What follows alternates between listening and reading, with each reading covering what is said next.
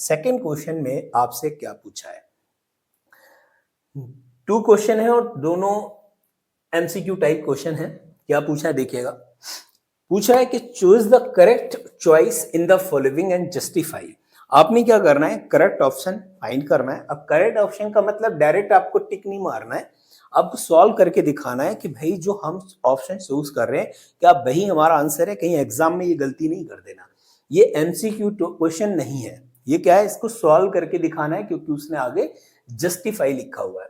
तो question number second का first part क्या कह रहा है देखिएगा। 30 terms of AP, 30 terms of AP. AP हमारे पास क्या है वो लिखिए पहले। एपी हमारे पास क्या है 10, फिर 7, फिर 4 डैट डैट डैश।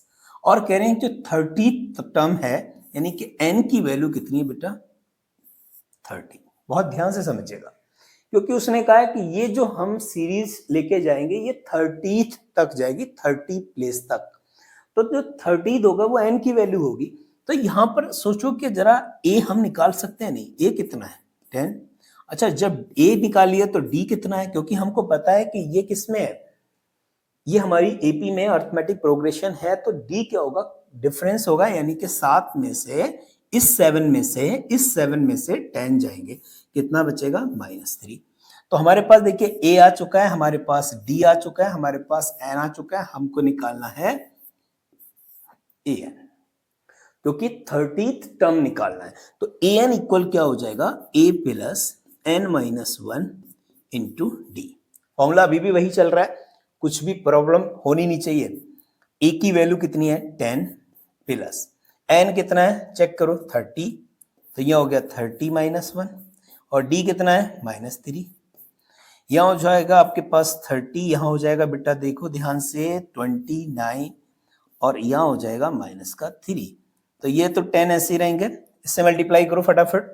3 9 जा 27 का 7, 3 2 जा 6 7 और 8, तो 8 आपका आएगा बेटा माइनस का।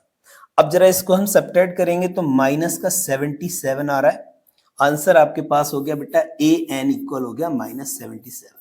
क्या ऑप्शन में है देखो जरा, ऑप्शन में है, बिल्कुल है। तो ये जो थर्ड ऑप्शन होगा यही आपका ऑप्शन आंसर होगा -77। क्लियर है, क्लियर है या नहीं। चलिए तो इसका हम अगला क्वेश्चन कर लेते हैं कलर चेंज करके। कह रहे 11th टर्म्स ऑफ एपी। अब इसी एपी में वो 11th टर्म की बात कर रहा है, इसका मतलब n की वैल्यू 11 हो गई। एपी हमारे पास कितनी है, एपी देखो -3 है, -1/2 है, फिर 2 है डेट डैश। तो a कितना है -3, d कितना है बेटा -1/2, क्योंकि हम इसमें से इसको सब्ट्रैक्ट कर रहे हैं। -1/2 माइनस माइनस का 3 क्या हो जाएगा -1/2 प्लस का 3, 3 2 जा 6 -1 प्लस 6/2, तो ये हो जाएगा 5/2। समझ में आ गई, क्या हो जाएगा 5/2। अब हमारे पास देखो डी भी आ चुका है, ए आ चुका है, एन आ चुका है, हमें निकालना है सिंपल 11th टर्म्स, तो हो जाएगा A11।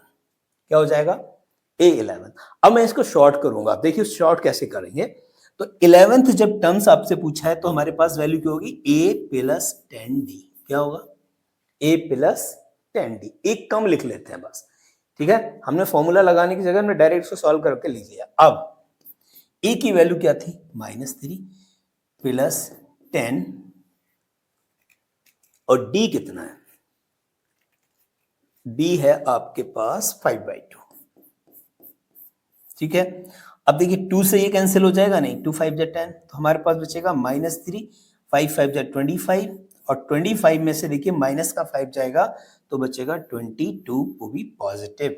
तो 11th टर्म्स जो आपके पास आंसर आया है वो 22 है, ये आंसर आपका होगा बी वाला। क्लियर है, तो ऑप्शन में आपके पास जो आंसर है वो क्या होगा दिस वन, ये होगा बी दिस।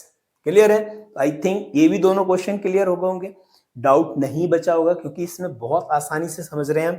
एपी हमारे पास दे रखी है और जब एपी हमें दे रखी है तो हमने ए निकाल लेना है, वहां से डी निकाल लेना है, एन हमारे पास गिवन है तो हमने फॉर्मूला रख देना है, ए एन इक्वल होगा a plus n minus one into D.